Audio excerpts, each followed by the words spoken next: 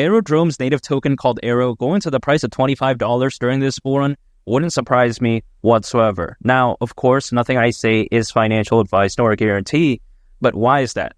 It's because when it comes to Aerodrome, I think it's a very unique, decentralized exchange in a sense that it's in a fantastic position where it's not so small to the point that it feels very risky, but then it's not so big to the point that the room for growth feels kind of caca. Here's the thing.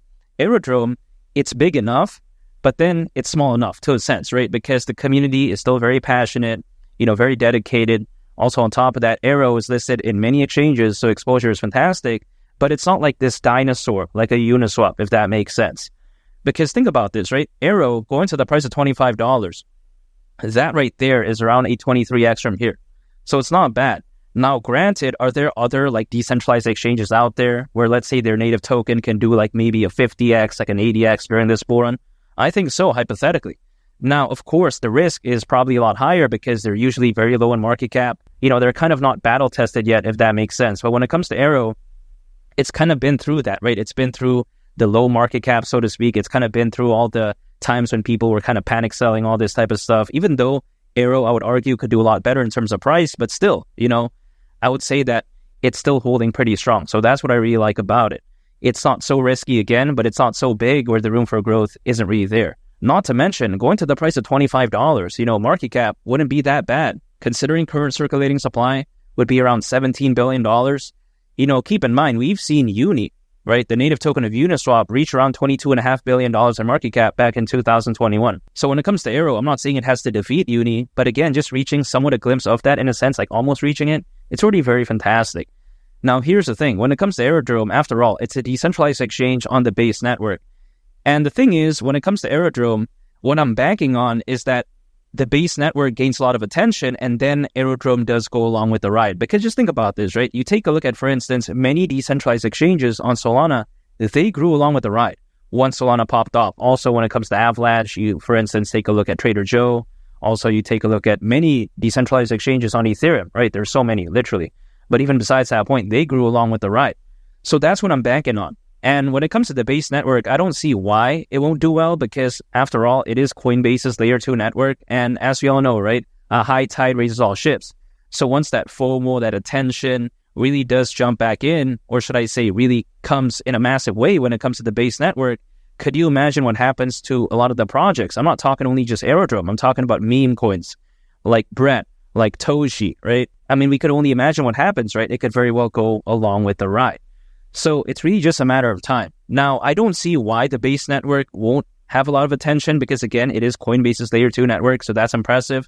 But even beyond that, right, you take a look at its amazing use case. Now, a Layer 2, what it does is that it allows Ethereum to be enjoyed while at the same time not having to deal with a lot of the nonsense. Like, for instance, sky-high gas fees and also scalability issues, arguably speaking. So, of course, this is very crucial. Ethereum, it's very amazing, but then has its limitations. So, of course, there needs to be a way to enjoy that, but at the same time, not dealing with the drawbacks. And again, a Layer 2 does perfectly fit that bill. Not to mention, when you take a look at Coinbase, some people like to argue, like, okay, what do they know about making a Layer 2, right? They're inexperienced. Some people might they would say that, oh yeah, they only know about being like a big cryptocurrency exchange. But okay, how about like making a Layer 2? What do they know about that? Well, here's the thing. That's why they collaborated, in my opinion, with Optimism, which, by the way, is actually one of the collaborators in terms of building the base network. And Optimism, it's one of the most reputable Ethereum Layer 2s out there, arguably one of the biggest. Very famous, right? So when you take a look at that, of course, they didn't just randomly jump into it like not knowing what to do. It's like Post Malone. He released like a country music album, I would say. A lot of the songs, or should I say arguably all the songs, they have like a feature, right? With Post Malone and like a famous country singer. He's getting into that genre. Of course, he requires some help to gain attention. That's why he's doing that, arguably, in my opinion. Much like Coinbase, right? They have a Layer 2, but then if they just randomly do it, they may not know what they're doing, despite them having a lot of resources. So they join forces with Optimism. That's a genius move right there. That quite essentially makes it like a bulletproof network, because if you have like the experience and know-how of Optimism, but then you add on top of that the amazing resources like financial resources, the attention, the professionalism of like a Coinbase, that's a game set match right there. You know what I mean? That right there is like having like a tennis doubles match with Rafael Nadal, who just recently retired, by the way. But besides that point, like imagine him in his prime, but then with like Serena Williams, that's like unstoppable right there. You hit on the left, you got like Rafael Nadal. You hit on the right, you got Serena Williams. Like, how can you win? You know what I mean? That's an automatic loss right there, hypothetically, in my opinion. It's much like when it comes to Optimism and Coinbase. When they make a layer 2, that's pretty much bulletproof.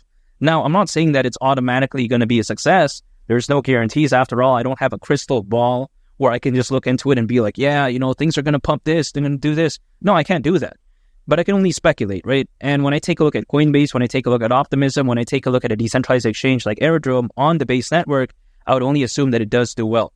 Not to mention, you take a look at the decentralized finance market, which of course a decentralized exchange does fall under the category of that. It's predicted to be very massive in the very near future. According to Grandview Research, the DeFi market is expected to be worth over $200 billion by 2030. Now, some people like to say that, yeah, $200 billion is kind of small, really. But here's the thing. I still think it's pretty massive. That's bigger than some countries' GDP. And this could very well just be a conservative estimate. We don't really know the true number, right? Because, again, no one has a crystal ball. But I think that, if anything, even if, let's say, we assume that's a conservative figure, that showcases how when it comes to DeFi, it's far from over. So I think better days are ahead. I think it's only natural that once hype for like AI projects and meme coins kind of dissipates and people begin to spread their attention towards other projects and focus on other networks, let's say, right? I think it's only fair to assume that something like, Aerodrome is really going to go along with the ride. Also like Toshi, a meme coin, which I'm bullish on. Also, like you take a look at Brett, I'm also bullish on that. So yeah, anyway, take a look at it. I think better days are ahead. And why would they not, right? You take a look at the Bitcoin ETF, the Ethereum ETF, the number of institutional investors, the amount of enterprise adoption. It's just all through the roof. Not to mention, you take a look at how when it comes to the peak of altcoins, some people like to say, yeah, it's not happening right now. But I think that hypothetically, give it some time and it could be very different. 6 months from right now, a year from right now, it could be a totally different story. Even though AERO is not doing bad by any means, I still do believe that it still has some in the gas tank, Because again, going to the price of $25, that wouldn't surprise me at all, especially with all those amazing factors. And also you take a look at the trajectory for the Base network. The amazing thing about it is that the Base network is established enough again, but then it's not so massive to the point that like it really doesn't have room to grow. Hype is yet to fully come in when it comes to the Base network, in my opinion, because when I take a look at it, people haven't really FOMO'd into it yet. The plane hasn't left the airport. That's the way I take a look at it. But once it leaves the airport, I'm not going to FOMO in then, because it's like this, right? It's like, let's say I'm swimming in the ocean and I'm trying to chase a wave that's like 25 feet away or like, let's say 50 feet away. I'm on a surfboard. There's no way I can chase that, right? I have to anticipate something like that because it's only logical. Again, when it comes to me, right, I'm anticipating that the Base network is going to get attention, and then naturally it's going to bring Aerodrome along with the ride.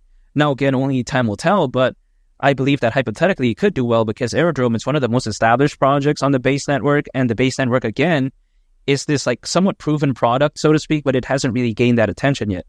So that's the way I take a look at it. It's like kind of getting into Solana, but a couple years ago. You know what I mean? It's kind of like believing in like Book a Meme or like Dog with Hat before Solana really got that attention. So it's just a matter of time, and I really can't wait. That's why I'm very bullish when it comes to something like AERO. And again, at the price of $25 during this bull run, that right there wouldn't surprise me whatsoever. I think Aerodrome is arguably one of the best decentralized exchanges out there. And feel free to become a channel member if you want to. By becoming a channel member, you can get a prioritized response from me in the comments, which I think is awesome. Also, you get to use these like cool badges, or should I say stickers, when you do comment. So yeah, that's pretty cool. And feel free to subscribe if you gain value from this video. I'd greatly appreciate it. It's Malik the Captain, and I'll catch y'all on the next one. I'm out. Peace. Bye.